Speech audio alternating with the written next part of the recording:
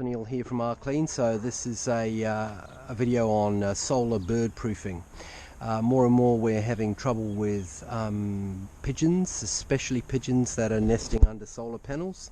And so one of the services we offer is a solar bird proofing kit.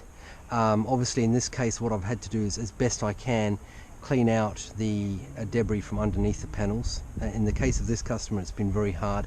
As you can see here, the framing is really close to the tiles.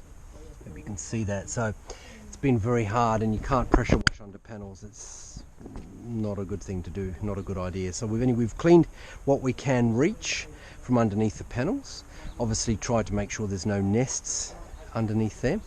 And then really we've installed this. This is a metallic mesh, and it's very rigid, as you can see here. And all of the fittings here are UV stabilized. So, and I've tidied up all the corners there, right across and around the set of panels.